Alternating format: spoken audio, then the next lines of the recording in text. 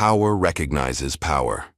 Eleanor Carter stood with quiet dignity as they denied her reserved seat at LeBlanc Manor. Just another black woman they could dismiss without consequence. Except she wasn't. Behind her graceful exit lay the shadow of her son, Damian Carter, silent majority owner of the very restaurant that humiliated her. They mistook his silence for weakness, his patience for surrender. Their mistake. As the city's most exclusive restaurant becomes ground zero in a war against high privilege, untruth becomes clear. Some slights aren't just personal, they're the first domino in a system's collapse. Just before we get back to it, I'd love to know where you're watching from today, and if you're enjoying these stories, make sure you're subscribed, because tomorrow's special episode is one you definitely don't want to miss. The silver Bentley glided to a stop outside LeBlanc Manor, its polished exterior reflecting the golden glow of the restaurant's entrance lights. Eleanor Carter adjusted her pearl necklace, took a deep breath, and nodded to the chauffeur as he opened her door. At 62, Eleanor carried herself with the quiet confidence that came from decades of holding her head high in spaces that weren't always welcoming. "Thank you, Robert," she said, stepping onto the sidewalk in her modest heels. Her black dress was elegant but understated, chosen specifically for tonight's event, a celebration dinner her son had arranged for her birthday.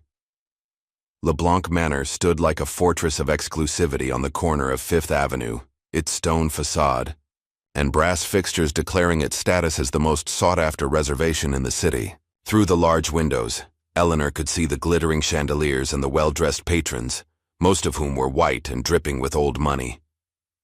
As Eleanor approached the entrance, the doorman gave her a quick once-over, his smile faltering, slightly before he pulled open the heavy door.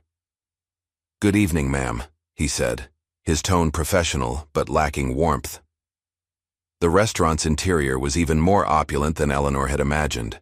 Cream-colored walls adorned with original artwork, tables covered in pristine white linen, and crystal glasses that caught the light from the chandeliers above. A pianist played softly in the corner, his fingers dancing across the keys of a gleaming grand piano.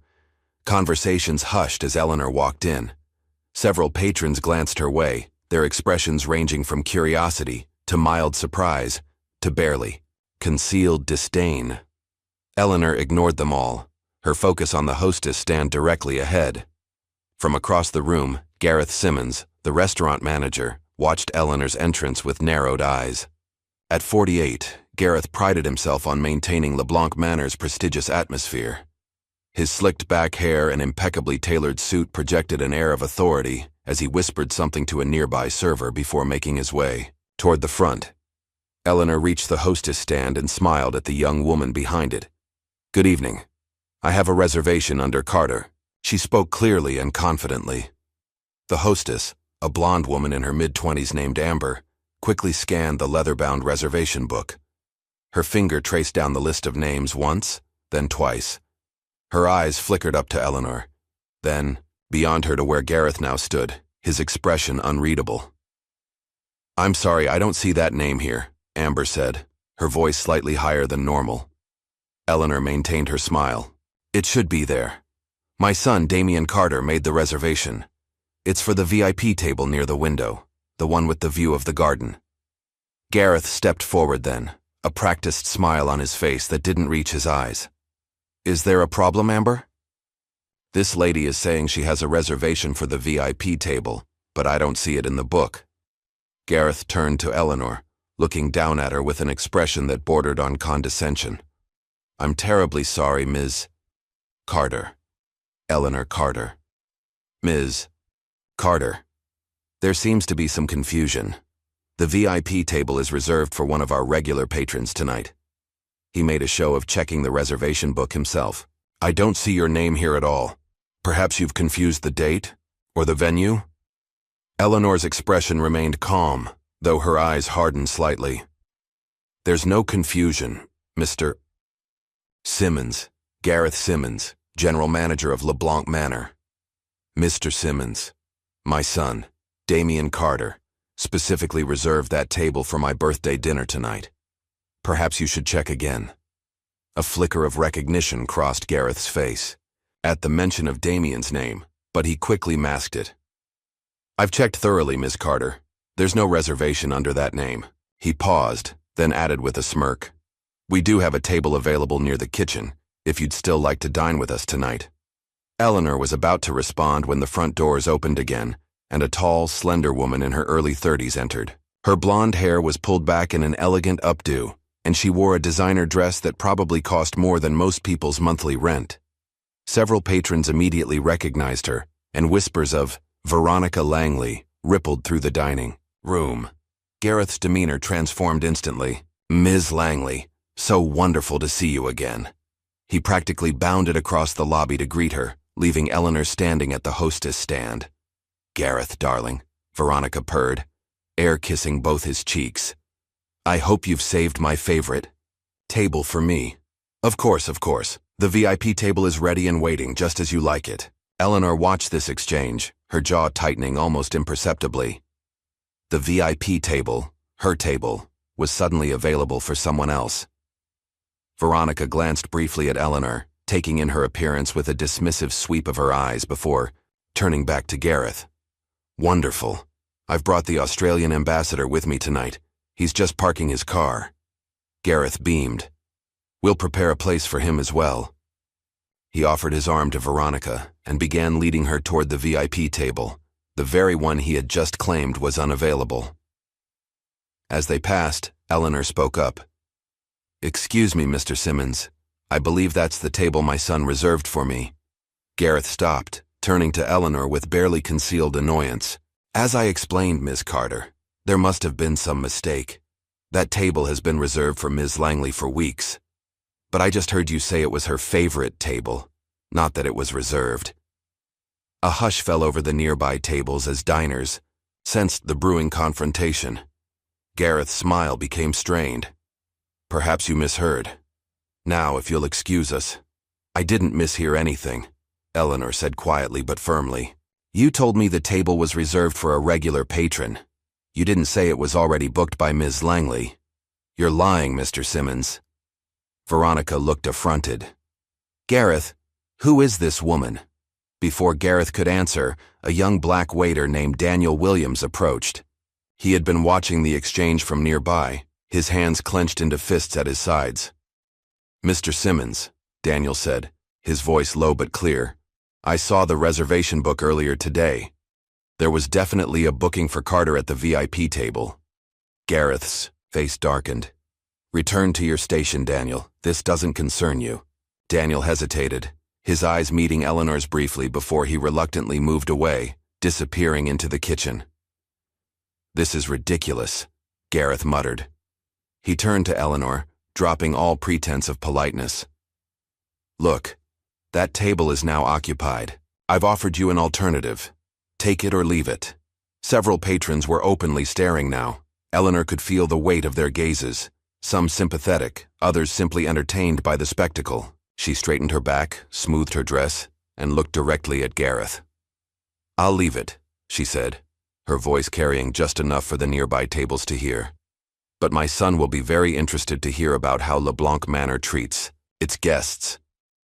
Gareth waved a dismissive hand. Yes, yes. We're terribly sorry for the inconvenience. Eleanor turned to leave, her dignity intact despite the public humiliation. As she passed the bar, she caught sight of Daniel again, who gave her an almost imperceptible nod of respect. Outside, Eleanor took a deep breath of the cool evening air. Only then did she allow her hands to tremble slightly as she reached for her phone. She dialed a number she knew by heart. After 2 rings, a deep voice answered. Mom? What's wrong? Aren't you at the restaurant? Damien, she said, her voice steady despite everything. We need to talk about LeBlanc Manor. Damien Carter's penthouse office overlooked the city skyline, the lights of downtown creating a glittering backdrop behind his imposing desk. At 38, Damien had built an empire that spanned real estate, technology, and strategic investments. Forbes had recently named him one of the 50 most influential CEOs in America, though he rarely gave interviews or sought the spotlight. He stood at the floor-to-ceiling windows, phone pressed to his ear, his reflection showing a tall man with broad shoulders and intense dark eyes. His tailored suit couldn't hide the tension in his body as he listened to his mother's account of what had happened at LeBlanc Manor. "Give me an hour," he said finally, his voice controlled and measured. He ended the call and placed the phone carefully on his desk, taking a moment to collect his thoughts. Damien pressed the intercom button on his desk. "Lisa, I need you in my office. Now." Less than a minute later, Lisa Morgan strode through the door. At 42, Lisa had been Damien's right hand for nearly a decade. Her gray suit was as no-nonsense as her expression, and she carried a tablet that rarely left her side. "What's happened?" she asked, immediately sensing his mood. "My mother was just humiliated at LeBlanc Manor. They gave away her reserved table to some socialite named Veronica Langley." Lisa's eyebrows rose slightly. "Veronica Langley? The senator's niece?" "I don't care if she's the president's daughter," Damien replied, moving to his desk and unlocking a drawer with his thumbprint. "Pull up everything we have on LeBlanc Manor. Ownership structure, management, financial records, everything." Lisa nodded, her fingers already tapping at her tablet. "You own a majority stake in that restaurant, don't you?" 62%, Damien confirmed, extracting a file from the drawer, a fact that Gareth Simmons seems to have forgotten. He opened the file, revealing documents detailing his silent investment in the upscale establishment. "Most of the staff doesn't know you're the majority owner," Lisa reminded him. "You wanted to keep it that way to see how they operated when they didn't know who was watching." "And now we know," Damien said grimly. Lisa's tablet pinged with an incoming message. "Speaking of watching," she said, "we just received an anonymous tip on the employee line you set up for LeBlanc Manor." Damien looked up sharply. "What does it say?" "It's from someone named Daniel Williams, a waiter. He says this isn't the first time Gareth has done this. He claims there's a pattern of racial discrimination in how they seat guests and which reservations mysteriously disappear." Damien's jaw tightened. "Get me everything on this Daniel Williams, and I want all complaints filed against LeBlanc Manor in the last 2 years. Official and unofficial." While Lisa worked, Damien paced the office, his mind racing. LeBlanc Manor hadn't been a financial investment for him. It had been a test. As one of the few black executives at his level, Damien had learned early on to create systems that allowed him to see the unfiltered truth about how spaces operated when they didn't know who was really in charge. Lisa looked up from her tablet. "Daniel Williams, 26, has worked at LeBlanc Manor for 14 months. Clean record, punctual, well-liked by customers according to their internal reviews. He's put himself through culinary school working there." "Good to know," Damien said. "What about those complaints?" "I'm compiling them now, but there's a pattern emerging. Several guests of color have reported similar experiences. Reservations, lost, being seated in less desirable locations, longer wait times for service. Most complaints were handled directly by Gareth, and none made it to the official record." Damien nodded, unsurprised. "And Richard Albright? Has our figurehead owner been involved in any of this?" Lisa shook her head. "From what I can tell, he's as clueless as ever. Hands off, collects his dividends, shows up for photo ops. The trust fund heir who loves having his name on things but doesn't want to do the work." "Perfect," Damien murmured. He picked up his phone and dialed. After a few rings, a cheerful voice answered. "Richard Albright speaking." "Richard, it's Damien." "Carter." "Damien, my favorite silent partner. How are you? How's that tech venture in Seattle coming along?" "We need to talk about LeBlanc Manor, in person. Tomorrow morning, my office, 9 a.m. There was a pause on the line. "Is everything okay? The numbers looked great last quarter." 9 a.m., Richard. Don't be late." Damien ended the call without waiting for a response. Lisa raised an eyebrow. "You're not going to tell him what happened?" "Let him sweat overnight," Damien replied. He reached for the phone again. "Now, let's run a little test." He dialed LeBlanc Manor's reservation line. A polite voice answered. "LeBlanc Manor, how may I help you?" "Hello," Damien said, altering, his tone to sound like a typical businessman. "I'd like to reserve a table for tomorrow evening. Something nice. The VIP table if it's available." "Of course, sir. May I have your name?" David Wilson, Damien replied, making up a name on the spot. Let me check availability for you, Mr. Wilson. There was a brief pause. The VIP table is available tomorrow at 7 p.m. Would that work for you? Perfect, Damien said, catching Lisa's. I'll take it. After ending the call, he smirked. So the VIP table is suddenly available when a man with a white-sounding name calls. Lisa nodded, her expression grim. Classic pattern. I've found 17 similar complaints in the last year alone. Gareth has been very careful to keep them off the official records, but they exist in customer service emails and social media posts. Damien moved back to the window, looking out at the city below. We have all we need then. Almost. There's one more thing you should know about Veronica Langley. Damien turned, his attention caught by Lisa's tone. She's not just a socialite. Her family controls 3 of the largest luxury hotel chains in the country, and her uncle isn't just any senator. He chairs the Committee on Urban Development. If you go after LeBlanc Manor publicly, she could make things difficult for some of our projects, Damien finished. More than difficult. More than. The Thompson Street development needs that zoning change, and her uncle could kill it with a phone call. Damien nodded. I'm aware of the risks. Lisa studied him carefully. If you go in now, they'll know you're coming. Let them bury themselves. First, Damien's phone lit up with a text from his mother. Don't do anything rash, son. I'm fine. A slight smile crossed his face as he read it. Eleanor had always known him too well, had always been his moral compass, even when his first instinct was to bulldoze obstacles in his path. We're going to watch them implode first, he said finally, pocketing his phone. I want to see exactly how deep this rot goes before I cut it out.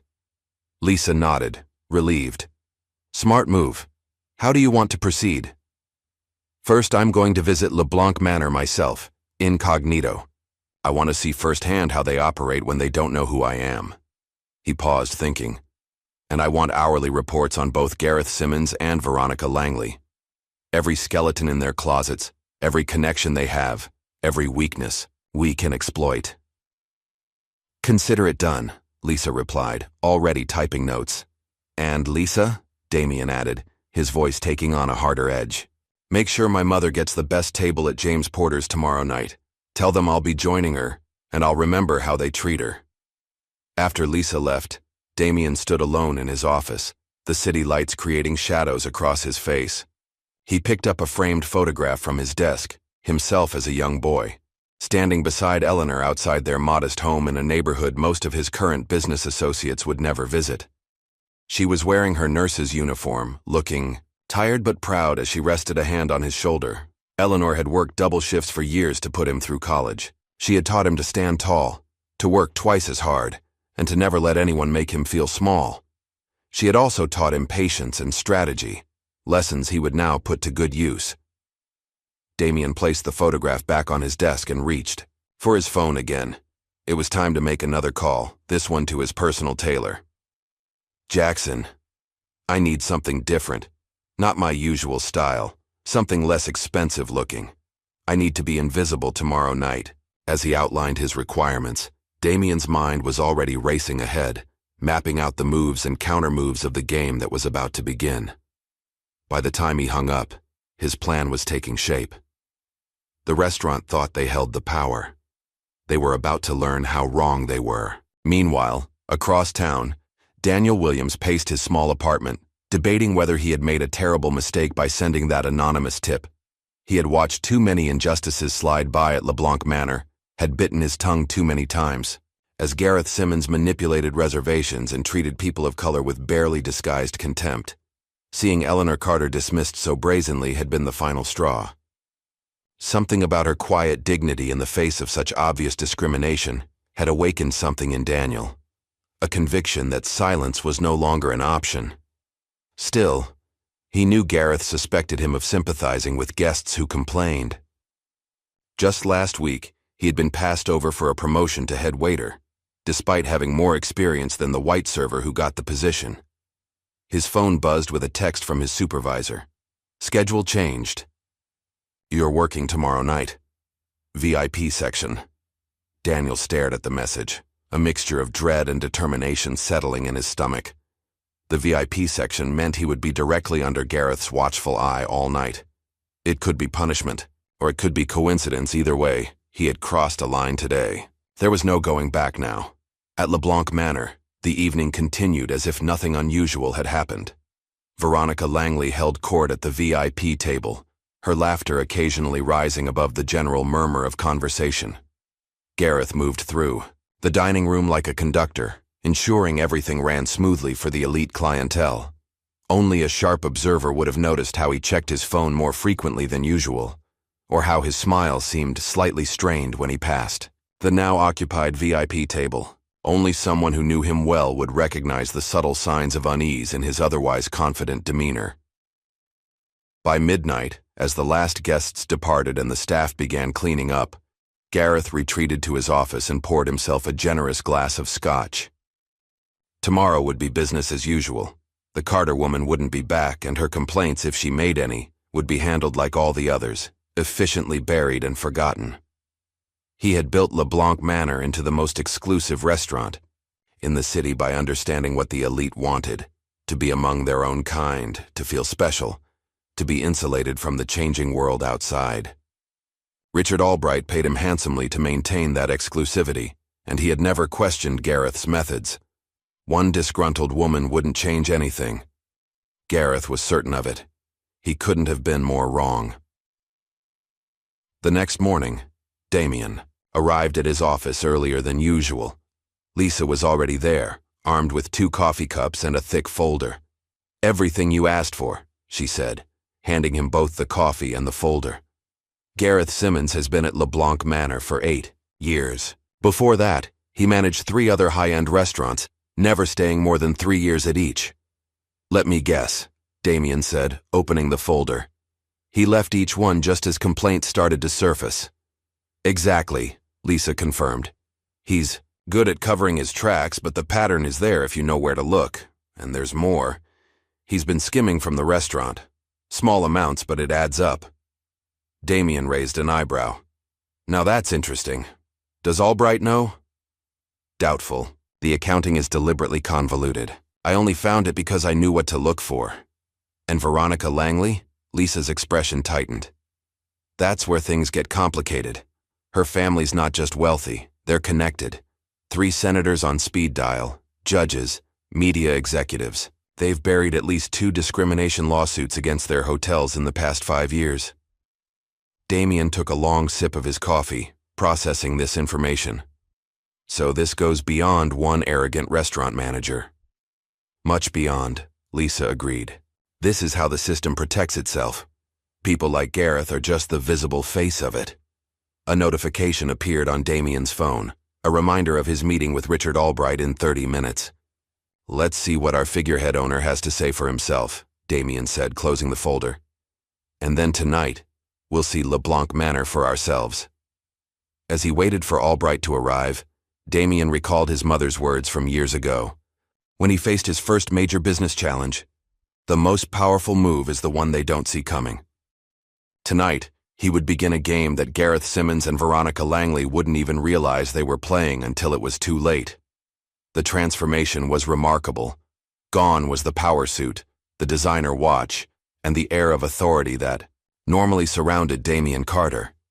In their place were a department store blazer that hung slightly too loose at the shoulders, an unremarkable tie, and scuffed shoes that had seen better days.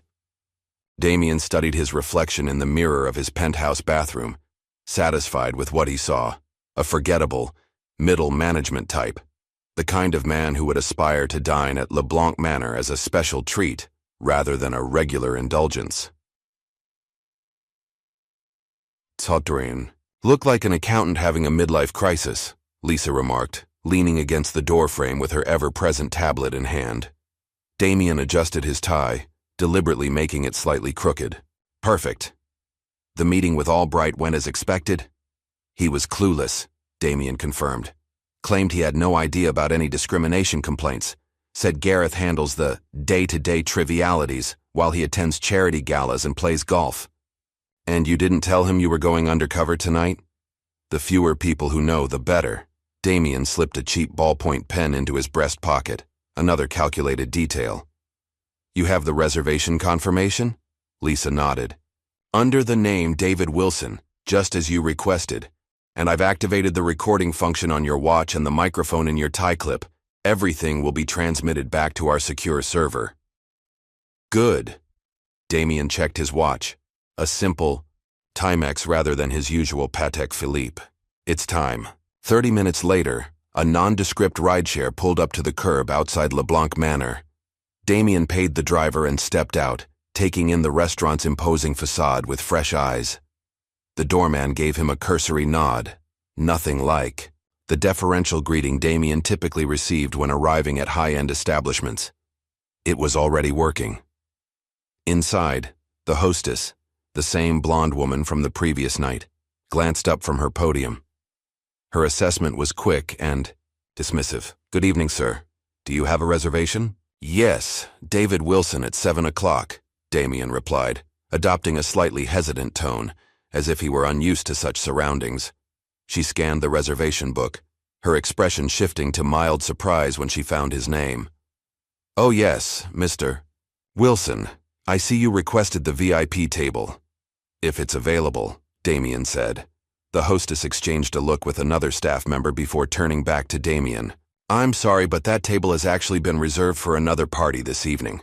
But we have a lovely table near the bar that I think you'll enjoy.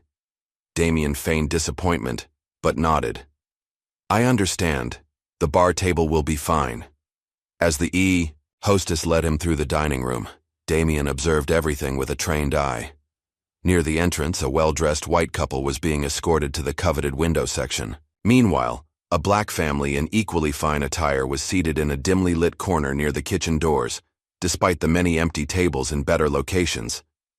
Damien's table at the bar was noisy and cramped, positioned directly in the path of servers rushing back and forth. He ordered a drink and settled in to watch the restaurant dynamics unfold. Within 20 minutes, Damien witnessed 3 more seating arrangements that followed the same pattern. White guests received prime tables, while people of color were relegated to less desirable spots. The preferential treatment extended to service as well. Damien noted that his water glass remained empty for 15 minutes before a harried server finally refilled it. At 7:30, Damien watched as a white man in a designer suit entered the restaurant alone. The man approached the hostess without a reservation, engaged in brief small talk, and was promptly escorted to the supposedly unavailable VIP table. The injustice was so blatant that Damien had to maintain a conscious effort to keep his expression neutral. Can I get you anything else, sir? A young black waiter had appeared at Damien's side, Daniel Williams. Up close, Daniel appeared even younger than his 26 years, his expression carefully professional despite the evident tension in his shoulders. Just the menu, please, Damien replied, studying Daniel carefully. This was the man who had risked his job to report Gareth's discrimination. As Daniel handed him the menu, he subtly surveyed the room before speaking in a low voice. Fair warning, the kitchen's backed up tonight, so orders for this section might take a while. His eyes conveyed a different message. The delay would be deliberate, not circumstantial. I appreciate the heads up, Damien said meaningfully. Daniel gave a slight nod and moved away, intercepted almost immediately by Gareth Simmons, who emerged from his office with the swagger of a man secure in his authority. Gareth said something to Daniel, his tone inaudible, but his body language unmistakably condescending. Daniel's shoulders tensed, but he nodded and continued toward the kitchen. Halfway, through his overpriced and underwhelming meal, Damien decided to up the ante. He signaled for Daniel. I'm curious about investing in restaurants, Damien said when the waiter approached. This place seems quite successful. He pulled out a business card, one Lisa had created for his David Wilson persona, listing him as a financial consultant. Daniel's eyes widened slightly, but he maintained his professional demeanor. I'm afraid I'm not the person to discuss that with, sir, but I can see if the manager is available. I'd appreciate that, thank you. 5 minutes later, Gareth Simmons approached Damien's table, his demeanor transformed from the previous night. Where he had been dismissive to Eleanor, he was now all smiles and charm. Mr. Wilson, I understand you're interested in our little operation. Gareth extended his hand, which Damien shook firmly. Gareth Simmons, General Manager. David Wilson, Damien replied. And yes, I've been looking to diversify my portfolio. Restaurants seem like an interesting opportunity. Well, you've certainly come to the right place. Gareth pulled up a chair, without waiting for an invitation. LeBlanc Manor is the crown jewel of the city's dining scene. Our clientele is selective. I've noticed, Damien said carefully. How do you maintain such an exclusive atmosphere? Gareth leaned in conspiratorially. Between us, it's all about curation. We have systems in place to filter out the wrong crowd. Systems? Damien prompted. Little tricks of the trade? Selective. Reservation policies, strategic seating arrangements. Gareth smirked. Our regulars appreciate knowing they'll be dining among their own kind. Damien's smartwatch was capturing every word. Fascinating. And the owner approves of these methods? Richard Albright. Gareth laughed dismissively. He's happy as long as the profit margins stay healthy. He leaves the details to me. And they do stay healthy, I assume? Very. In fact, we've been able to increase our margins through some creative adjustments. Creative adjustments? Damien raised an eyebrow. Gareth glanced around before lowering, his voice further. Let's just say certain tables have variable pricing that doesn't always make it into the official records. Nothing illegal, of course, just business optimization. Damien nodded as if impressed by this admission of fraud. Very shrewd. It's all about knowing your market, Gareth replied, clearly proud of himself. For example, when certain types of customers do make it through our filtration system, they typically don't question an extra service charge or a mandatory gratuity. Certain types? Gareth gestured vaguely. You know what I mean. I think I do, Damien said, struggling to contain his disgust. Well, this has been enlightening. If you're serious about investing, I could arrange a private tour, show you our books, Gareth offered, sliding a business card across the table. I'd like that, Damien replied, slipping the card into his pocket. I'll be in touch. As Gareth moved away to greet some newly arrived guests, Daniel returned to clear Damien's plate. As he leaned in to take the dish, he discreetly slipped a folded napkin onto Damien's lap. Damien waited until Daniel had gone before unfolding the napkin under the table. Written in hasty pen strokes were the words, "Watch your back." Below it was a brief note. He's done this before. They always disappear. Damien carefully refolded the napkin and tucked it into his pocket. He paid his bill, noting the discretionary service charge that hadn't been mentioned by his server, and left a generous cash tip specifically for Daniel, tucked partially under his water glass, where other staff wouldn't immediately spot it. As he prepared to leave, Damien overheard a conversation from the next table. Gareth was speaking to a group of white businessmen, his voice just loud enough to carry. It's getting harder to maintain standards these days, Gareth was saying. Everyone's screaming about inclusivity and diversity. But our regular clients come here precisely because we understand what real exclusivity means. The men chuckled appreciatively, raising their glasses in a toast to standards. Damien walked out of LeBlanc Manor with his jaw clenched but his mind clear. He had seen and heard enough. The corruption ran deeper than even he had suspected. Not just discrimination, but likely financial fraud as well. Outside, he texted, "Lisa, you get all that?" Her response came seconds later. "Every word. It's worse than we thought." "Start putting together the report," Damien replied. "It's time for phase 2. As his rideshare pulled away from the curb, Damien caught a glimpse of Daniel exiting through the restaurant's side door, phone pressed to his ear, his expression anxious. Damien made a mental note to ensure Daniel was protected when everything came crashing down. Because after tonight, there was no question in Damien's mind. LeBlanc Manor was going to fall, and Gareth Simmons was going down with it. Lisa Morgan's office at Carter Enterprises was a testament to her methodical nature. 3 computer monitors displayed different aspects of the LeBlanc Manor investigation: financial records, employee testimonials, and social media analytics.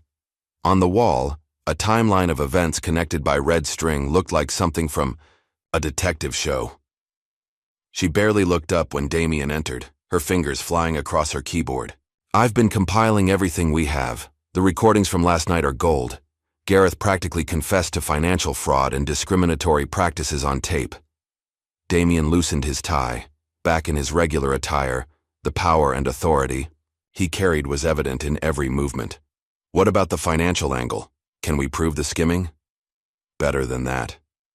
Lisa swiveled to face him, satisfaction evident in her expression. "I cross-referenced credit card charges from minority guests against white patrons with similar orders. The discretionary charges were applied to over 80% of non-white customers, but less than 5% of white ones." "Systematic discrimination," Damien nodded. "Exactly what we need." "There's more," Lisa continued, turning back to her screens. "I found 3 former employees who are willing to testify about Gareth's seating policies. And Daniel Williams has provided copies of reservation lists showing how bookings from people with ethnic-sounding names mysteriously disappeared. Is Daniel safe? Gareth must suspect he's the leak." "He's being careful. Says Gareth has been watching him closely since your mother's incident, but he hasn't been fired yet." Lisa handed Damien a thick folder. "Here's the complete report. It's comprehensive and damning." Damien flipped through the pages, his expression hardening with each new revelation. "Good work. Now we move to the next phase." "Are you sure about this approach?" Lisa asked cautiously. "We could just fire Gareth quietly and implement new policies." "This isn't just about one racist manager," Damien replied, his voice firm. "It's about exposing the entire system. Gareth is just a symptom of a deeper disease. And Veronica Langley needs to learn that her family connections won't protect her from consequences." Lisa nodded, understanding. "The anonymous media leak is ready to go.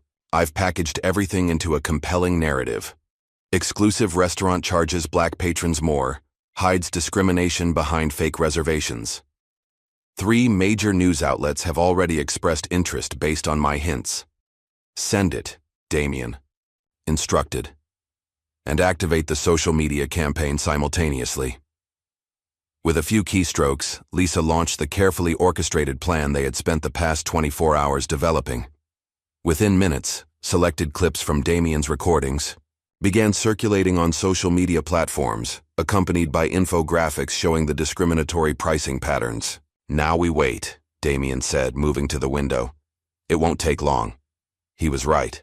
By mid-afternoon, LeBlanc discrimination was trending. Former patrons began sharing their own experiences of discrimination at the restaurant, creating a cascade effect that soon caught mainstream media attention. Damien's phone rang. Richard Albright, the panic evident in his voice before he even spoke a word. "Damien, have you seen what's happening? The restaurant is being destroyed on social media. They're saying we discriminate, that we charge black customers more. It's a nightmare." "I'm aware of the situation, Richard," Damien replied calmly. "We need to do something. Issue a denial, hire a PR firm." "Actually," Damien interrupted, "I've called an emergency shareholder meeting for 5 o'clock today. As majority owner, I have that right." "Majority owner? What are you—" Understanding dawned in Albright's voice. "The investment group. That was you? You own LeBlanc Manor?" 62%, Damien confirmed. "And I'll see you at 5. He ended the call, turning to Lisa, who was monitoring the unfolding social media storm. "Any word from inside the restaurant?" "My source says it's chaos," Lisa replied. "Reservations are being canceled, the phone is ringing off the hook with reporters, and Gareth is in his office having a meltdown. He's already suspended Daniel, claiming he's the source of the leak." Damien's eyes narrowed. "Make sure Daniel is taken care of. Full salary protection and legal support if needed." Another notification caught Lisa's attention. "Breaking news. They've just closed the restaurant for today, citing a water main issue. It's a transparent attempt to avoid the media circus forming outside." "Too late for that," Damien observed as footage appeared on one of Lisa's screens showing news vans parked outside LeBlanc Manor. "The story has legs." By 4:30 p.m., Damien was seated at the head of the conference table in his downtown office.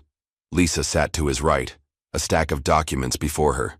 The door opened, and a flustered Richard Albright entered, followed by Gareth Simmons, whose usual confidence had been replaced by barely contained panic.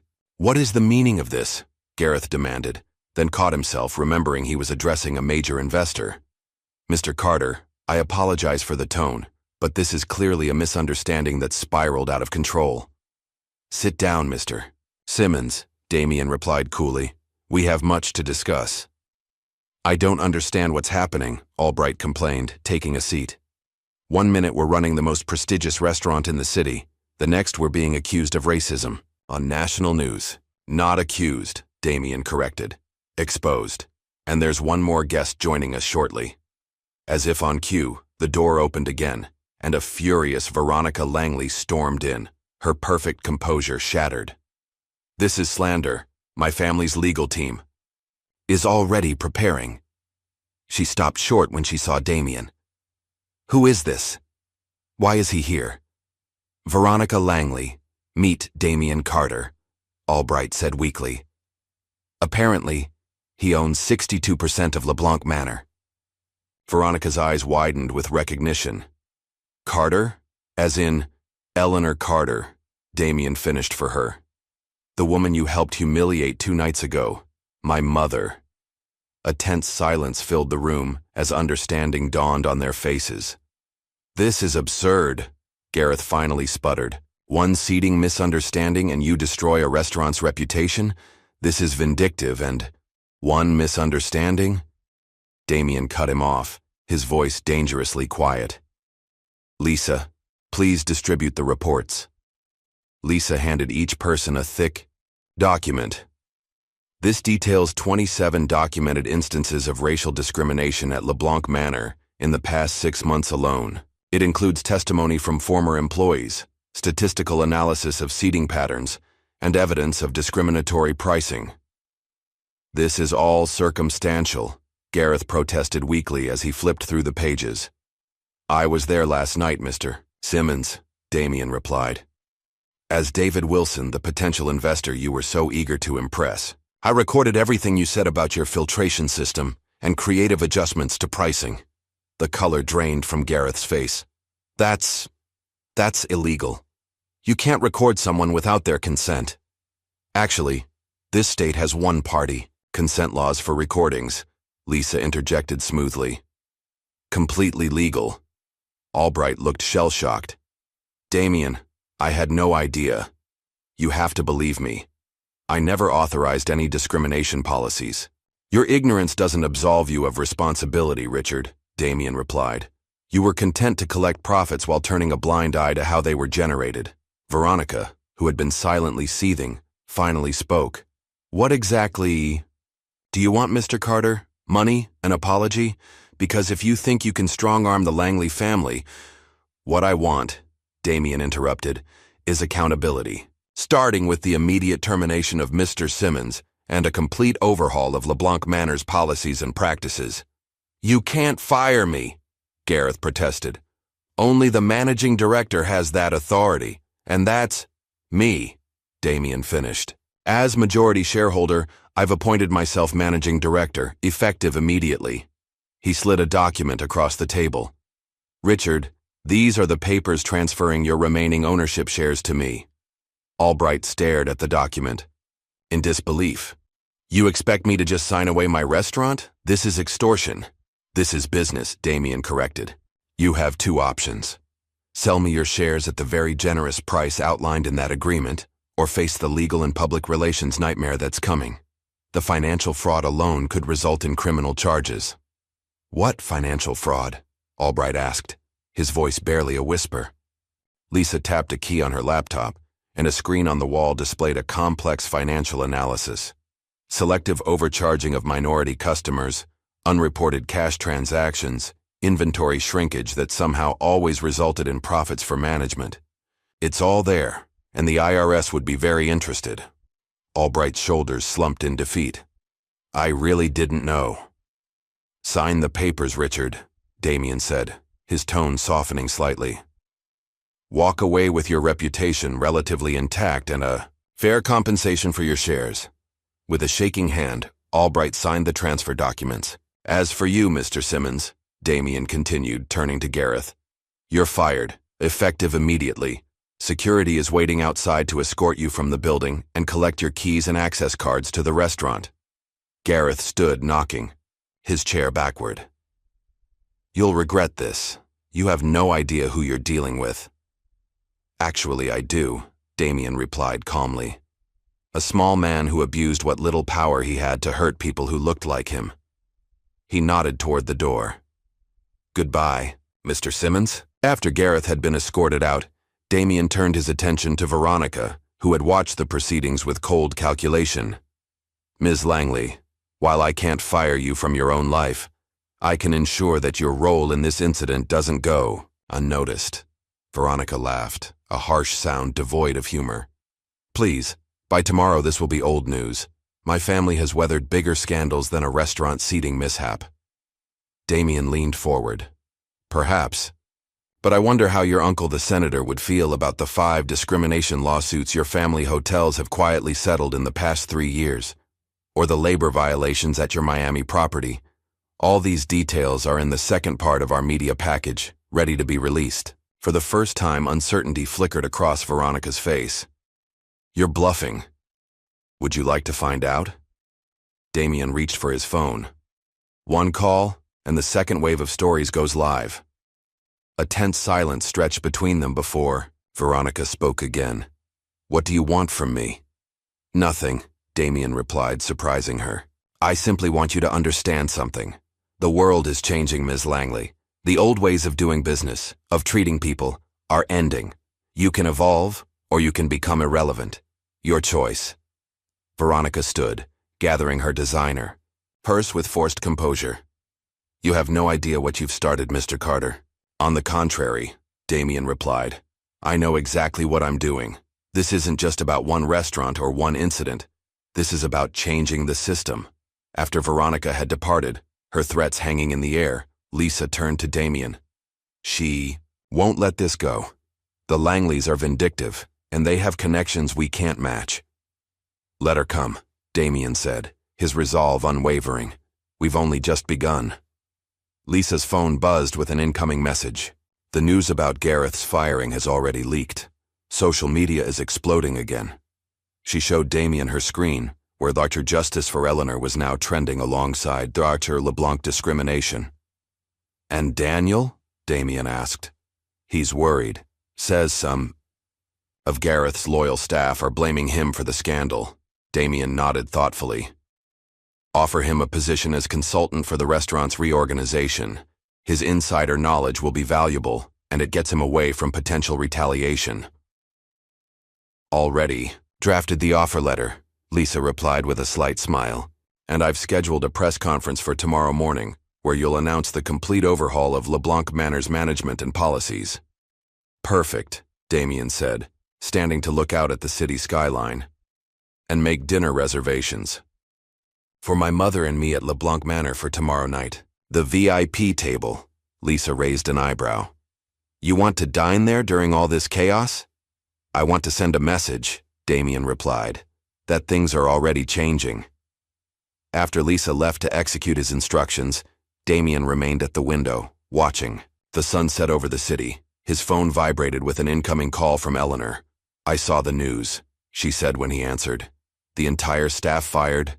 Damien, that wasn't necessary. Not the entire staff, Damien corrected.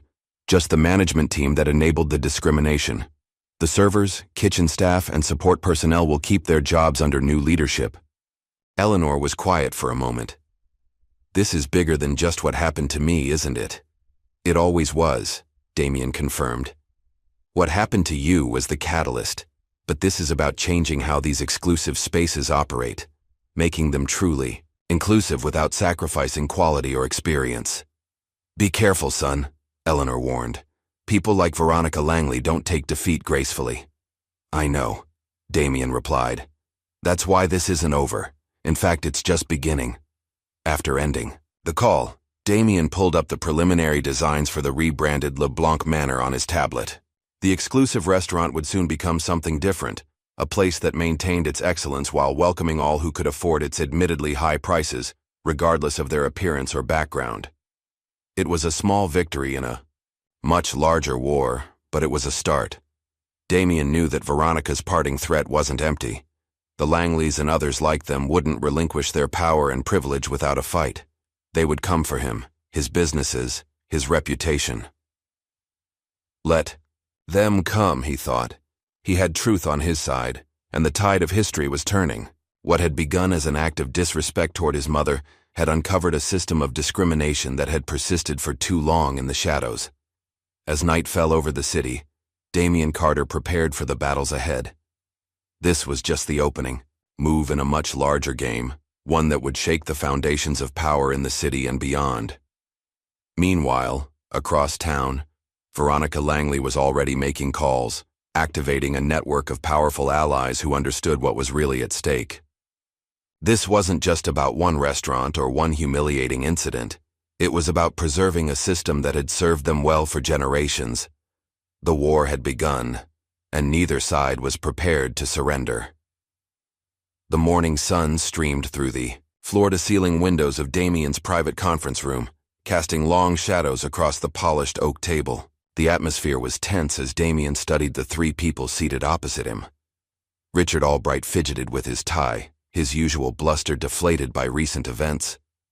Gareth Simmons maintained a veneer of confidence, though the slight tremor in his hand as he reached for his water betrayed his anxiety. And then there was Veronica Langley, immaculately dressed in a cream designer suit, her posture perfect, her expression revealing nothing except a slight curl of disdain at the corner of her mouth. "Thank you all for coming," Damien said, his voice measured and calm. Lisa sat beside him, tablet at the ready, observing everyone with sharp eyes. "As if we had a choice," Veronica replied coolly, checking her manicure. "Let's not pretend this is a cordial business meeting, Mr. Carter." Damien offered a thin smile. "Fair enough, Ms. Langley. Then let's get to the point." He opened a folder before him. "LeBlanc Manor is now under my complete ownership. The management team has been dismissed, and will be implementing comprehensive anti-discrimination policies effective immediately." Gareth leaned forward, his rehearsed contrition painfully obvious. "Mr. Carter, I want to apologize personally for any misunderstanding regarding your mother's reservation. It was a regrettable mistake in our booking system. Nothing more." "A booking system that somehow consistently affected patrons of color?" Damien asked mildly. "That's simply not true," Gareth protested. "We pride ourselves on welcoming all guests who meet our standards of—" "Please," Damien interrupted, "spare me the performance. I was there, Mr. Simmons. I heard you explain your filtration system quite clearly." Albright, who had been sweating profusely throughout the exchange, finally spoke up. "Damien, please, we can fix this. New policies, sensitivity training, whatever you want. Just tell me how to make this go away." "It's not going away, Richard," Damien replied. "The restaurant is mine now. The papers you signed yesterday transferred your remaining shares to me." "Under duress," Albright protested weakly. "Your signature looks perfectly steady to me," Lisa remarked, sliding a copy of the document across the table. Throughout this exchange, Veronica had remained silent, studying Damien with calculating eyes. Now she straightened and spoke with quiet authority. "You're making a serious mistake, Mr. Carter. My family has significant interests in this city, interests that intersect with yours in ways you might not fully appreciate." Damien met her gaze steadily. "Is that a threat, Ms. Langley?" "Simply a reality check," she replied with a shrug. "My uncle chairs the Urban Development Committee that's reviewing your Thompson Street project next month. My cousin sits on the board of First National Bank, which holds several of your company's loans." She smiled thinly. "Actions have consequences beyond a single restaurant." Before Damien could respond, his phone buzzed. Lisa glanced at the incoming message and whispered something in his ear. Damien's expression remained neutral, but his eyes hardened. "Excuse me for a moment," he said, stepping away from the table, "to take the call privately." Lisa turned to the three guests. "While Mr. Carter is occupied, let me be clear about one thing. Carter Enterprises has documented every discriminatory practice at LeBlanc Manor. We have recordings, financial records, and witness testimonies. If any of you attempt to retaliate against Mr. Carter or his businesses, that information goes public. All of it." Veronica laughed softly. "Ms. Morgan, isn't it? You've worked for Damien for what, 10 years now? You should know that scandals are temporary, but power is permanent. My family has weathered controversies before." "Not like this," Lisa replied confidently. Damien returned to the table, his expression now grave. "That was my legal team. It seems someone has filed an anonymous complaint with the state licensing board alleging fraudulent practices at LeBlanc Manor. Practices that occurred under your management, Mr. Albright." Albright's face went pale. "What? But you said—" "I didn't file the complaint," Damien clarified. "Someone else has entered the game." Veronica's composure cracked slightly. "What are you talking about?" Damien activated the large screen on the wall, displaying a breaking news story. The headline read, "Exclusive restaurant chain under investigation for systemic discrimination."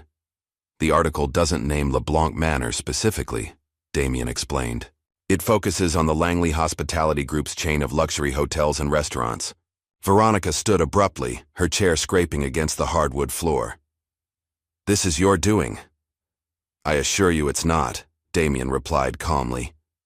"But it seems our little conflict has attracted attention from others who have experienced discrimination at establishments controlled by your family." He pressed a button on the conference table, and the door opened to admit a man in his early 30s carrying a briefcase. "This is Jacob Bennett, my head of security," Damien introduced him.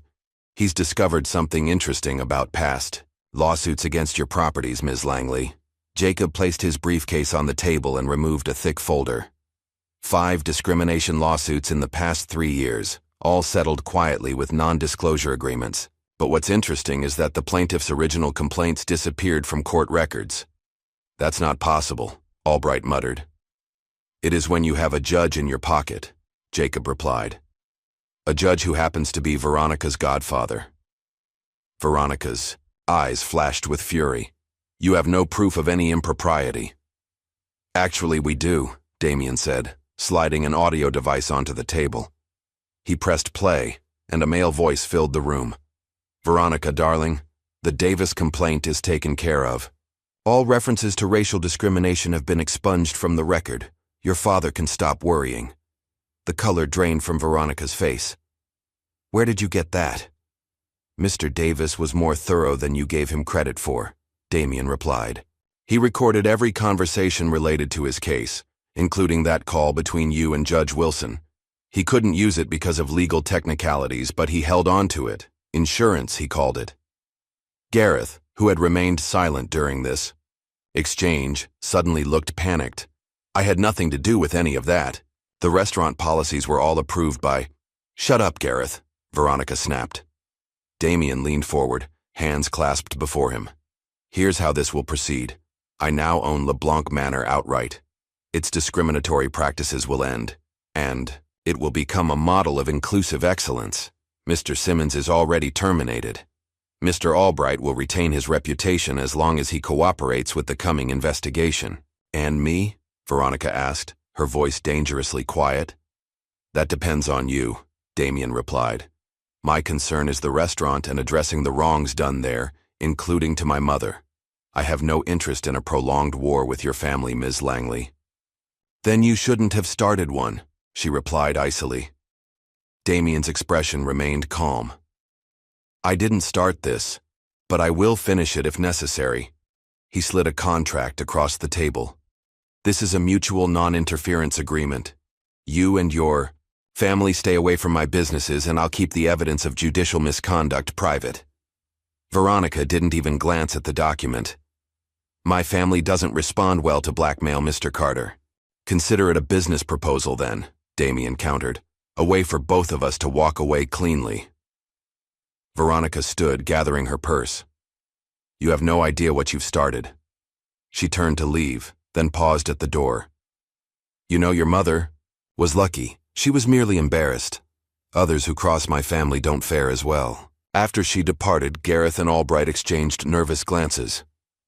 Can we go now? Albright asked weakly. Mr. Albright, you're free to leave. Mr. Simmons, please remain. There are some financial discrepancies we need to discuss. After Albright scurried out, Gareth slumped in his chair. What do you want from me? My reputation is already destroyed. I want the truth, Damien replied. About how deep the discrimination went and who else was involved. Gareth laughed bitterly. You think this was just me? The entire system is built this way. The Langleys and families like them. They create the rules, and people like me just enforce them. That doesn't absolve you of responsibility, Lisa pointed out. I know that, Gareth admitted, surprising them. But you should know what you're up against. Veronica wasn't bluffing. Her family has destroyed people for much less than what you've done. Let me worry about the Langleys, Damien said dismissively.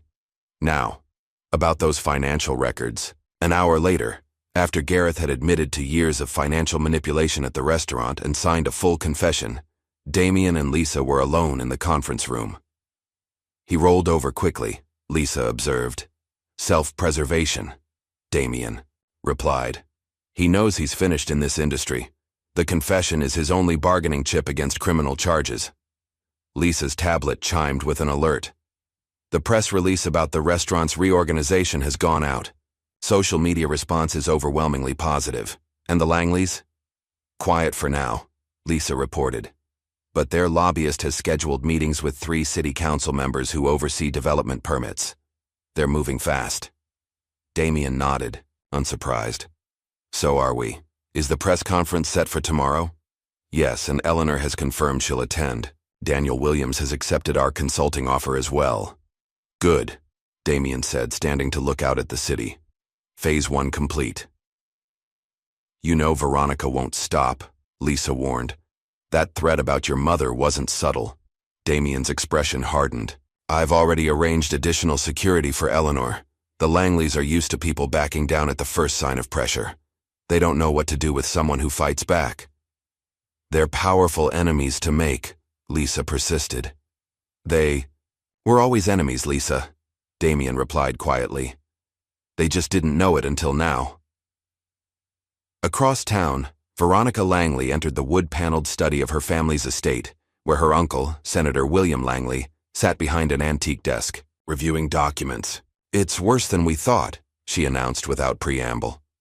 He has the recording of my conversation with Judge Wilson. The senator removed his reading glasses, his expression grave. How? Davis must have given it to him. Doesn't matter now, the damage is done. What does he want? The senator asked, his voice measured. He claims he just wants the restaurant and to end the discrimination there. Offered me a non-interference agreement. Senator Langley scoffed. People like Carter don't stop with one victory. He's testing his power, seeing how far he can push. I warned him, Veronica said, pacing the study. Made it clear we could hurt his business interests. And? He didn't blink. Either he's overconfident or he's prepared for a fight. The senator was quiet for a moment, then pressed a button on his desk phone. Janet, get me Thomas Reynolds at the Chronicle, and schedule calls with our friends at First. National and the Zoning Board. He turned back to Veronica. Carter needs to learn that some lessons come with a higher price than others. Damien's alarm chimed at 5:30 a.m. as usual, but he was already awake, reviewing overnight news alerts on his tablet. The press conference announcing the transformation of LeBlanc Manor was scheduled for 10 a.m., and everything was in place. He scrolled through his emails, noting with satisfaction the positive responses from community leaders and business associates. His phone rang, Lisa calling at an unusually early hour. Turn on Channel 9, she said without preamble. Damien grabbed the remote and switched on the television. A somber news anchor was speaking. Exclusive report questioning the business practices of Damien Carter, CEO of Carter Enterprises. Sources allege that Carter used intimidation tactics to force the sale of LeBlanc Manor, raising concerns about predatory acquisition methods. That didn't take long, Damien remarked, his voice calm despite the slanderous report. The Langleys must own someone at Channel 9. It gets worse, Lisa replied. Check your email. The Thompson Street zoning request has been flagged for additional review, a process that could take months. Damien absorbed this news silently. The Thompson Street development was a major project, affordable housing in an area that desperately needed it. Delaying it would cost millions and could jeopardize the entire initiative. That's just the beginning, Lisa continued. I've received calls from 3 board members who suddenly can't make today's press conference. They cited scheduling conflicts, but it's obvious they've been pressured. Expected, Damien said. Anything else? Yes. A reporter from the Chronicle called asking for comment on allegations that you've engaged in racial tokenism in your hiring practices. They're running a story titled The Hypocrisy of Damien Carter's Diversity Claims. Damien laughed without humor. So the playbook is character assassination and business obstruction. Predictable. We should delay the press conference, Lisa suggested. Give us time to counter these narratives. No, Damien replied firmly. That's exactly what they want, to keep us on the defensive. The press conference proceeds as planned. If some board members can't attend, we'll highlight those who had the courage to show up. After hanging up, Damien showered and dressed with deliberate care, selecting one of his finest suits. As he adjusted his tie, he received a text from his mother. Just saw the news. Are you sure about this path? He replied simply, nevermore. Certain. See you at the press conference. Damien arrived at his office to find Lisa waiting with a stack of reports. Her expression was grim. First National Bank called. They want to review the terms of our current loans. And 3 of our smaller investors have requested urgent meetings. The Langleys are pulling every string they have, Damien noted, skimming through the reports. Have we heard from Daniel Williams this morning? Lisa's expression shifted to concern. That's another issue. He didn't show up for our scheduled meeting, and he's not answering his phone. Damien looked up sharply. Send Jacob to his apartment. Now. While they waited for news about Daniel, Damien and Lisa prepared for the press conference. The media attacks continued throughout the morning, each hour bringing a new allegation or insinuation about Damien's business practices, personal life, or motives in acquiring LeBlanc Manor. They're trying to bury us in mud, Lisa observed as they watched another news segment questioning Damien's sudden interest in social justice. Let them, Damien replied. It only demonstrates their desperation. His phone buzzed with a message from Jacob. Williams's apartment empty. Neighbors say he left in a hurry last night. No signs of struggle, but his phone was left behind. Damien showed the message to Lisa. Find him. Use whatever resources necessary. You think the Langleys? I don't know. Damien interrupted. But Daniel is key to our case against LeBlanc Manor's discrimination. His disappearance right before our press conference isn't coincidental. At 9:30 a.m., as they prepared to leave for the press conference venue, Damien received an anonymous email. Walk away before it's too late. Attached was a dossier containing personal information about his mother, his close associates, and details of his daily routines, information that could only have been gathered through illegal surveillance. Damien forwarded the email to his security team without comment, then turned to Lisa. Let's go. We have a press conference to give. Despite the coordinated media attacks and the pressure applied to potential supporters, the press conference proceeded as planned. Damien stood at the podium with Eleanor at his side, his bearing confident and unapologetic. Good morning, he began, his voice steady. Yesterday, I became the sole owner of LeBlanc Manor restaurant. Today, I'm announcing its complete transformation into a new establishment, one that will maintain the excellence LeBlanc was known for, while ensuring that all guests are treated with equal respect, regardless of race, background, or appearance. Reporter interrupted. Mr. Carter, Channel 9 reported this morning that you forced the previous owner to sell under duress. Would you care to comment? Richard Albright sold his shares willingly after learning about discriminatory practices and financial irregularities under his management, Damien replied smoothly. He chose to do the right thing rather than face the consequences of those actions. And what about allegations that this is a personal vendetta because your mother was denied a table? Another reporter called out. Eleanor stepped forward, her dignity commanding instant respect.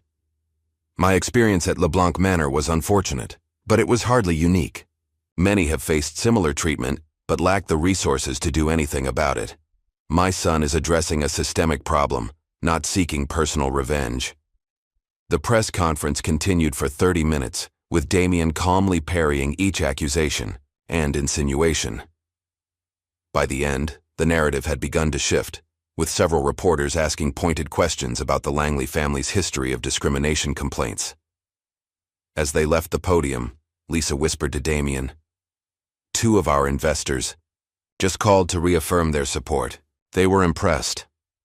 "One battle won," Damien murmured. "But the war is just beginning."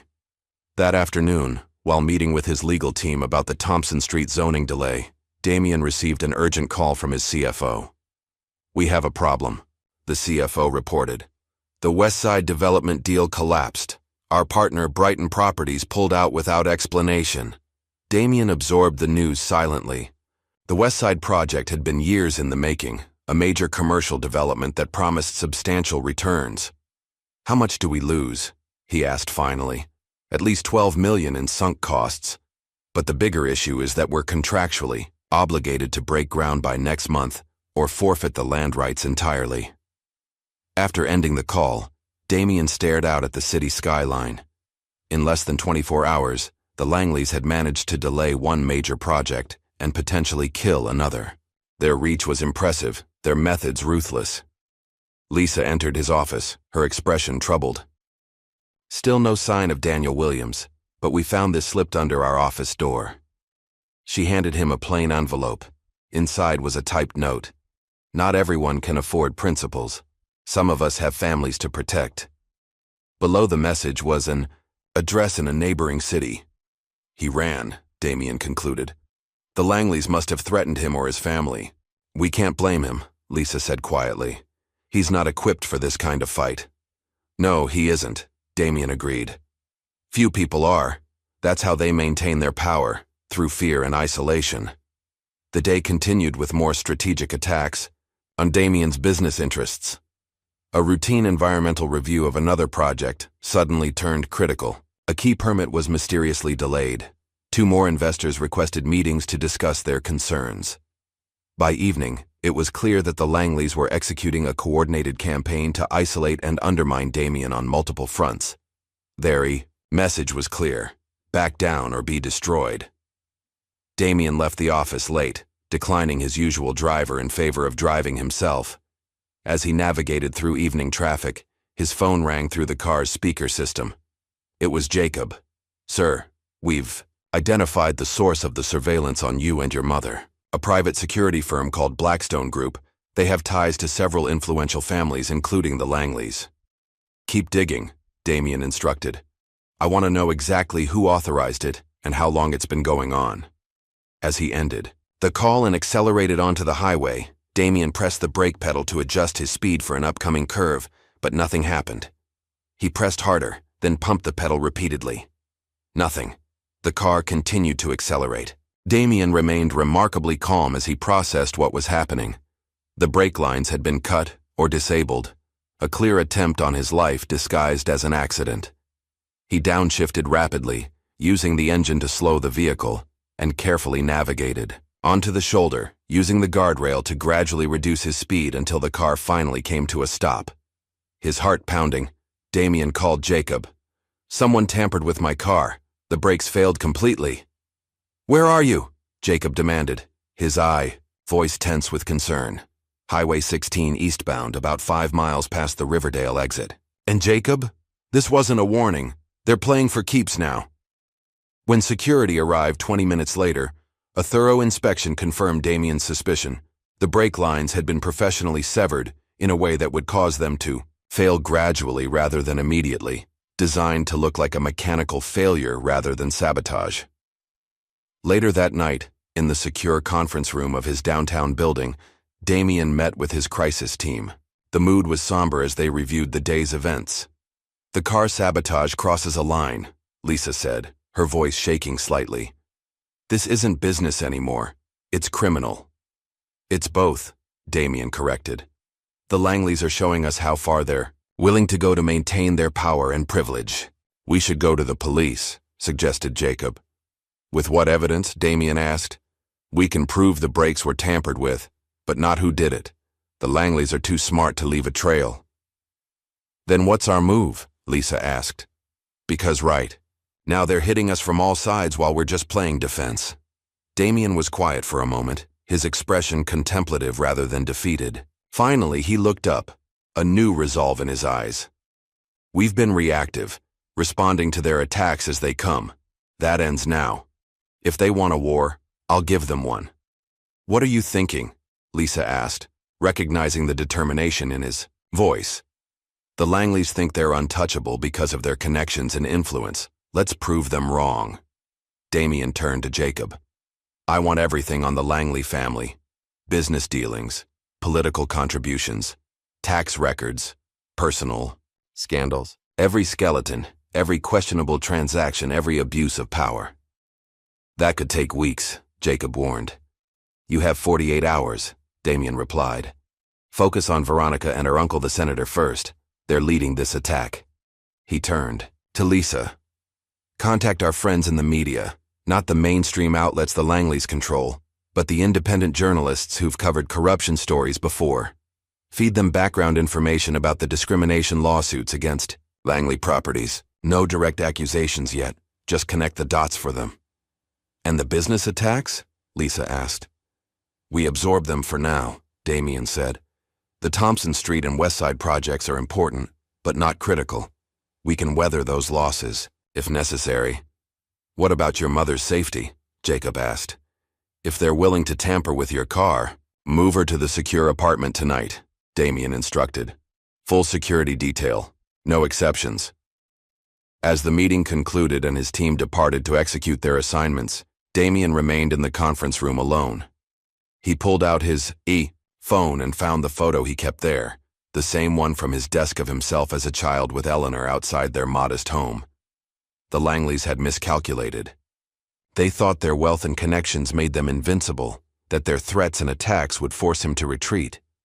But they didn't understand what had shaped him, the lessons learned from watching his mother face discrimination with dignity, the resilience developed through years of fighting harder than his privileged peers just to earn a seat at the table.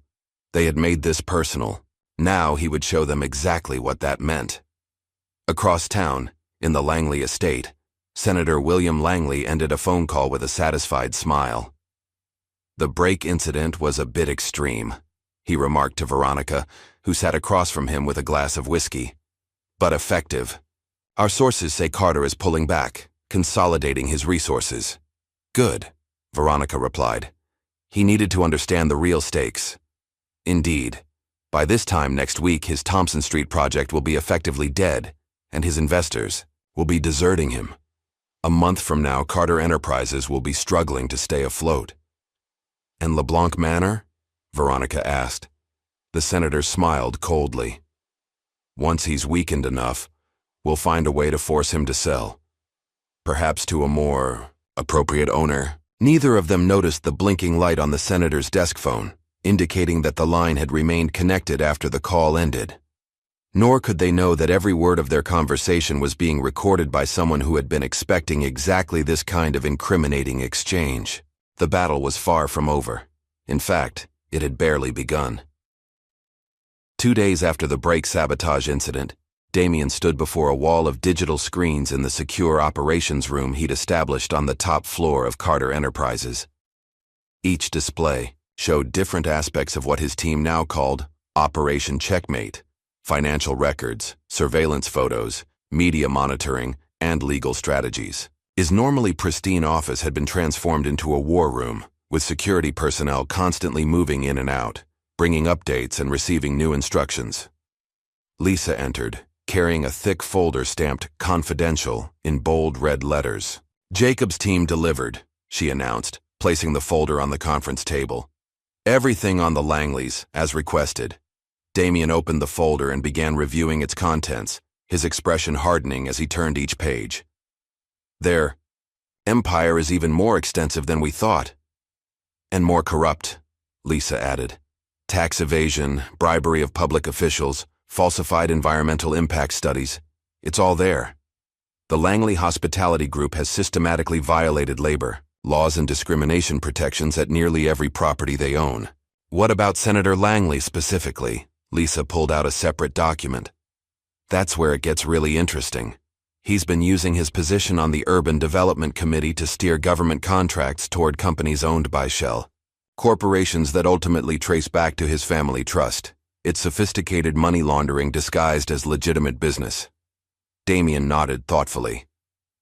And the recording from his office phone? Crystal clear, Lisa confirmed. His admission about the brake tampering is explicit enough to trigger a criminal investigation. Good. Damien stood and walked to the window, looking out at the city skyline. It's time for the next phase. Schedule the press conference for tomorrow morning. Lisa looked surprised. So soon? We haven't fully countered their business attacks yet. We're not going to, Damien replied. At least, not directly. The Langleys are expecting a conventional response. Legal countermeasures, PR defense, maybe some retaliatory business moves. We're going to hit them where they aren't looking. The full audit announcement, Lisa realized. Exactly. Damien turned from the window. Tomorrow morning, I'll publicly announce a comprehensive audit of LeBlanc Manor's financial records, including all transactions, vendor relationships, and special arrangements under the previous management. The Langleys will panic, Lisa warned. That audit would reveal connections to their other businesses. I'm counting on it, Damien replied with a slight smile. When people panic, they make mistakes. The following morning, camera crews from every major news outlet set up outside Carter Enterprises headquarters. The press conference had been billed simply as an important update on LeBlanc Manor's transformation, but rumors had been strategically leaked, suggesting that Damien might be announcing his resignation due to mounting pressure. Instead, when Damien stepped to the podium, flanked by his legal team and two representatives from a prestigious accounting firm, his demeanor was anything but defeated. Good morning, he began, his voice steady and confident. Today I'm announcing a full forensic audit of LeBlanc Manor's business practices under its previous management. This audit will examine every financial transaction, every vendor relationship, and every special arrangement made over the past 5 years. A murmur ran through the assembled reporters as they realized this was not the retreat they'd expected. Additionally, Damien continued, we've discovered evidence of potential criminal activity, including financial fraud, tax evasion, and discrimination as official policy. All findings will be shared with appropriate regulatory and law enforcement agencies. A reporter raised her hand.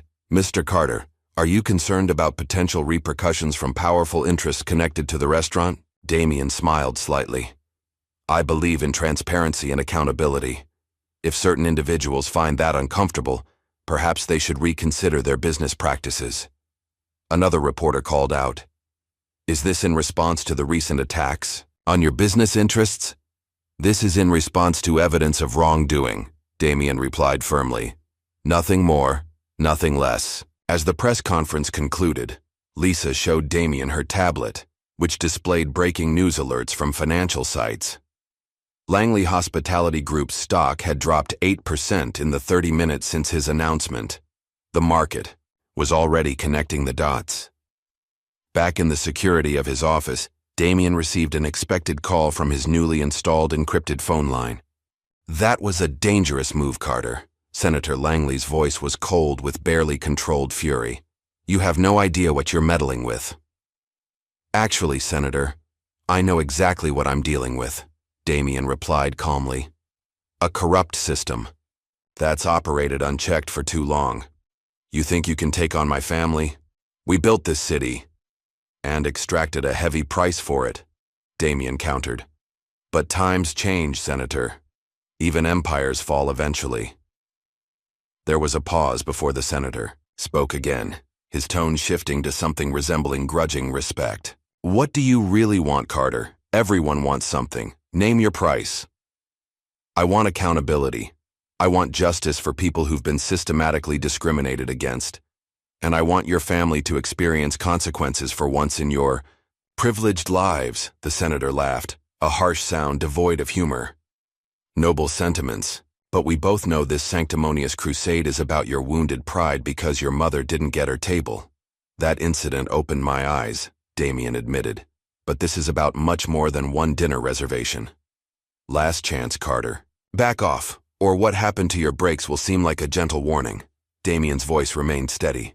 You should know that this call is being recorded, Senator. And that mention of my brakes just corroborated the recording we already have from your office, where you discussed the sabotage with Veronica.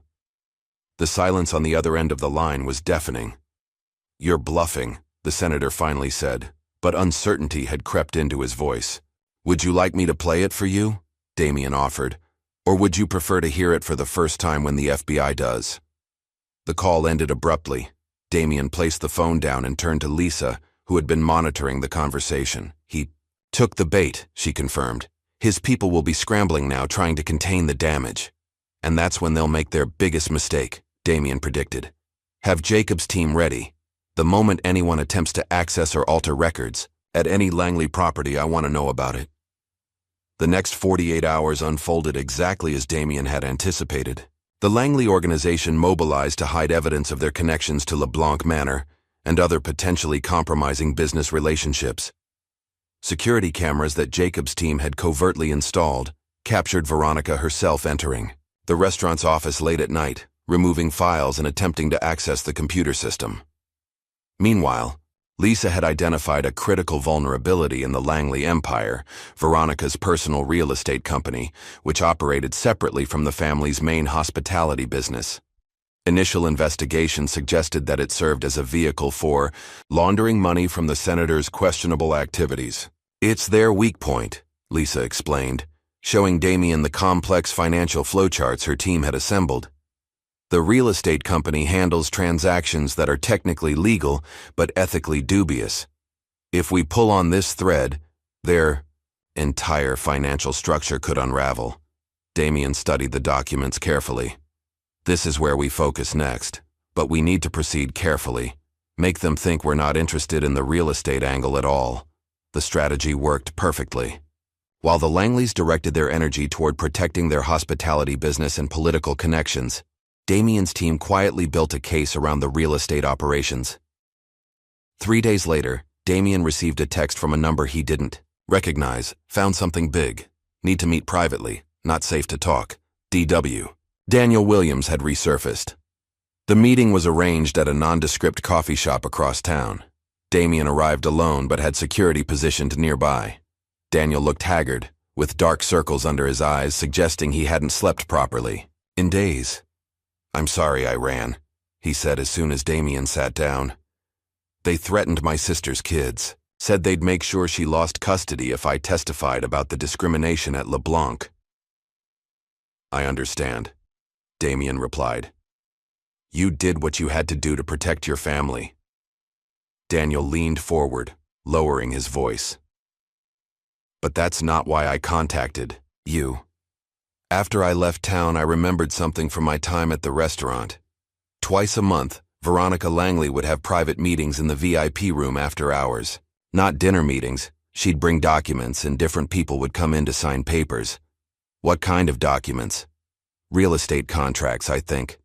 I served them drinks once and overheard Veronica talking about property transfers and keeping it off the books. I didn't think much of it at the time. Damien nodded slowly.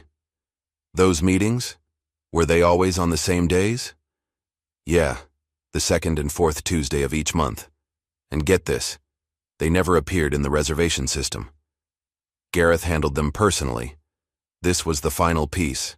Damien needed confirmation that Veronica had been using LeBlanc Manor as an unofficial office for her questionable real estate dealings, keeping the transactions away from official scrutiny. Daniel, would you be willing to make an official statement about what you saw? The young man hesitated, then nodded. My sister moved her kids to stay with our aunt in another state. They're safe now, and I'm tired of being afraid. With Daniel's testimony securing the connection between Veronica's real estate operations and LeBlanc Manor, Damien executed the next phase of his plan. Rather than exposing everything at once, he arranged a private meeting with Veronica under the pretense of negotiating a truce. The meeting took place in a neutral location, a conference room at a downtown law firm. Veronica arrived flanked by 2 attorneys, her composure perfect despite the pressure she must have been feeling. I appreciate you agreeing to meet, Damien began politely. Let's skip the pleasantries, Veronica replied coldly. What are you offering? Damien slid a document across the table. A compromise. I'll halt the public audit of LeBlanc Manor's finances and limit the scope to operational practices only. Nothing that would expose the restaurant's broader connections. Veronica's eyes narrowed with suspicion. And in exchange? Your family stops interfering with my business interests. The Thompson Street development proceeds without further reviews, and the media attacks cease. That's all? Veronica asked incredulously. After everything that's happened? I'm a businessman, Ms. Langley. Prolonged conflicts benefit no one. I've made my point about discrimination at LeBlanc Manor. Now I'm ready to move forward. Veronica studied him carefully, clearly searching for the trap. Finding none obvious, she allowed herself a small, triumphant smile. I'll need to discuss this with my uncle, of course. Of course, Damien agreed smoothly. I'll expect your answer by tomorrow. As anticipated, Veronica and Senator Langley interpreted Damien's offer as a sign of weakness, a retreat disguised as a compromise. They accepted the terms with thinly veiled satisfaction, believing they had successfully intimidated him into backing down. What they didn't realize was that Damien had never intended to expose LeBlanc Manor's connections to their empire through the restaurant audit.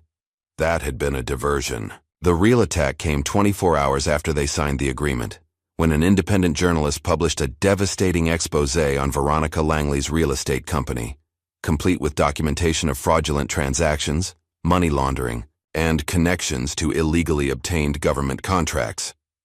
The article included testimony from Daniel Williams about the after-hours meetings at LeBlanc Manor, financial records showing suspicious property transfers, and most damaging of all, a recording of Veronica explaining to a client how to structure a transaction to avoid regulatory scrutiny. The story exploded across all media platforms. By nightfall, the FBI had announced a formal investigation into both Veronica's company and Senator Langley's activities. 3 of the Langleys' closest political allies issued statements distancing themselves from the family, and the Langley Hospitality Group's stock plummeted to a 5-year low.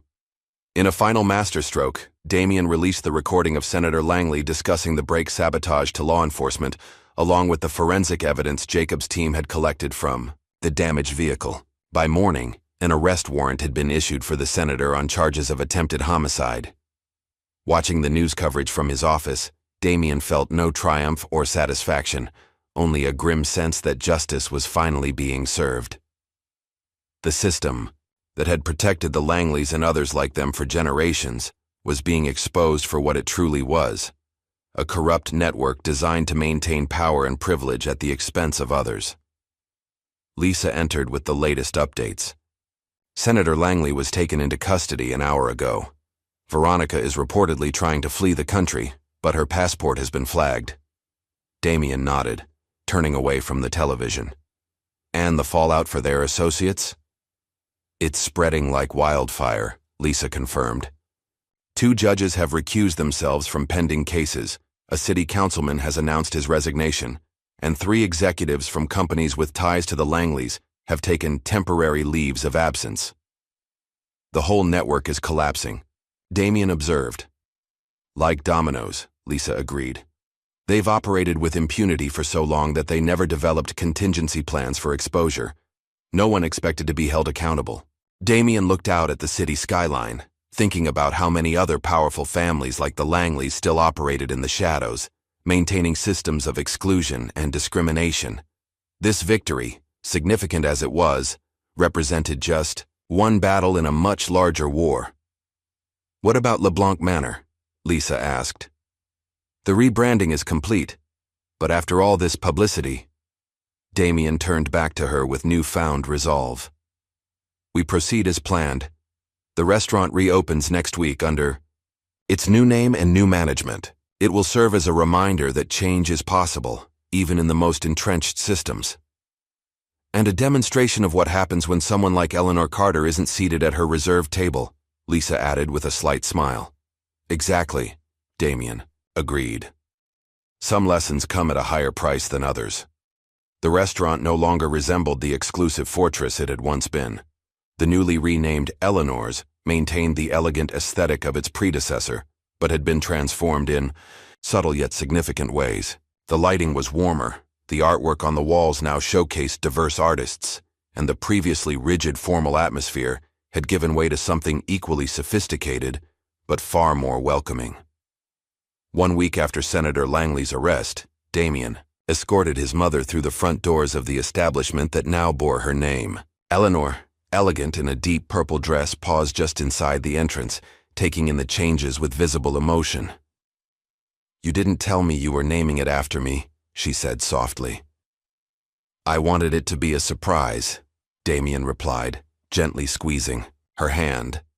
It seemed fitting considering how this all began.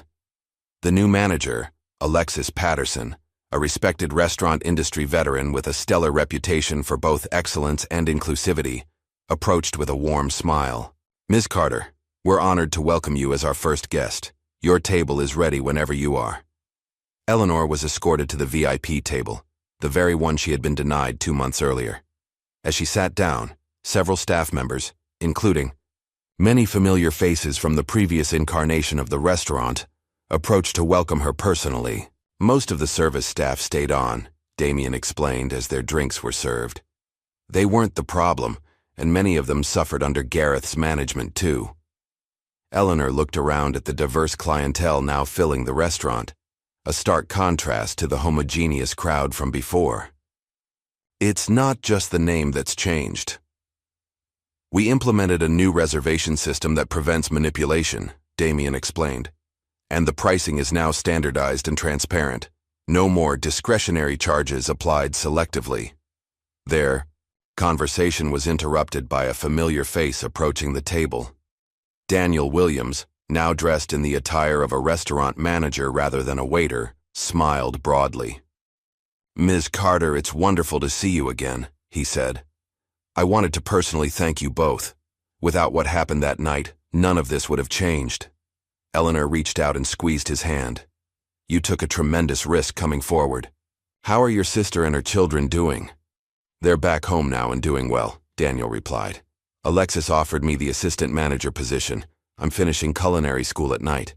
He's going to be running his own restaurant someday," Damien predicted. After Daniel departed, Eleanor turned to her son with a thoughtful expression. "You've accomplished something remarkable here, Damien, but at what cost? The Langleys may be finished, but there are others like them." "I know," Damien acknowledged. "This was just one battle. The system that protected them still exists, even if it's been weakened." "And you've made powerful enemies," Eleanor added. "Not everyone exposed in the Langley scandal has faced consequences yet." "That's why the work continues," Damien said, determination evident in his voice. "Eleanor's is just the beginning, a template for how to transform other spaces and institutions." As they enjoyed their meal, various guests stopped by their table to introduce themselves. Some were community leaders Damien had worked with before, while others were new faces, drawn by the restaurant's transformation story which had become national news. "You've created more than just an inclusive restaurant," Eleanor observed. "You've created a symbol," Damien nodded. "That was always the goal." LeBlanc Manor represented everything wrong with exclusive spaces. The arbitrary barriers, the unspoken rules designed to keep certain people out. Eleanor's represents what those spaces could become instead. Their dinner was interrupted by commotion at the entrance.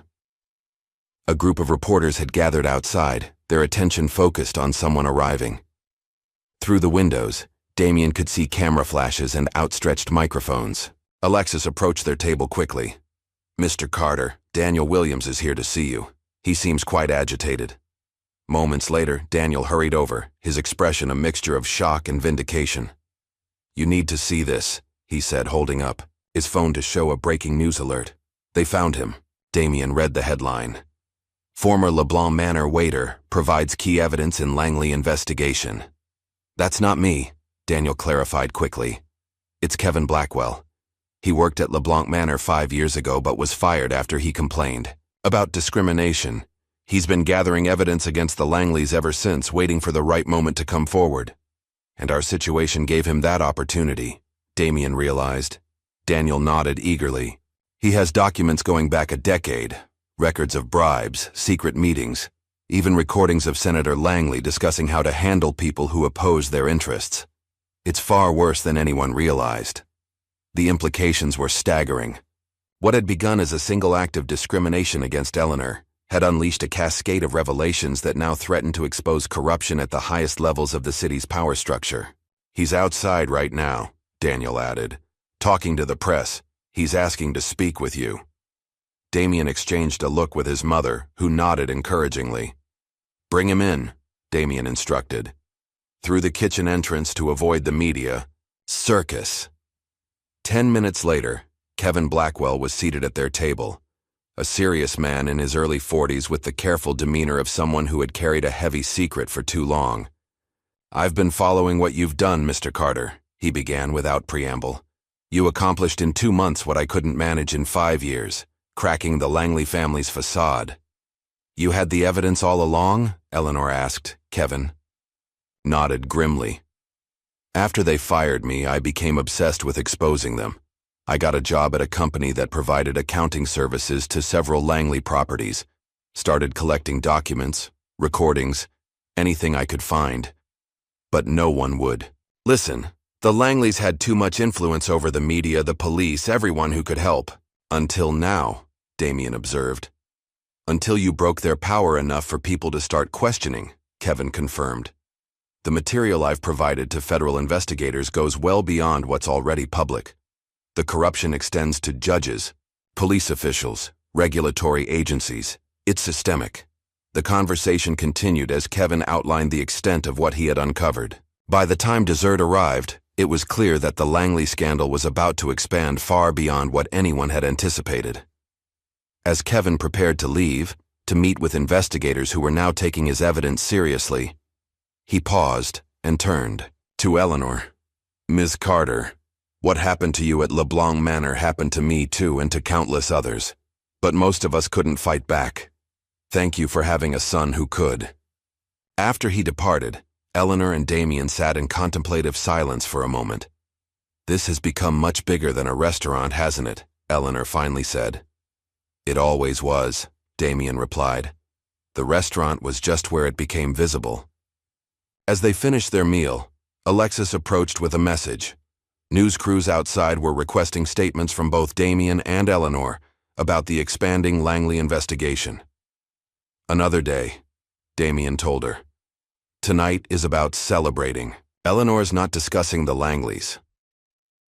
Later, as they stood on the restaurant's newly redesigned terrace overlooking the city lights, Eleanor turned to her son. "You didn't just fight for me, you know.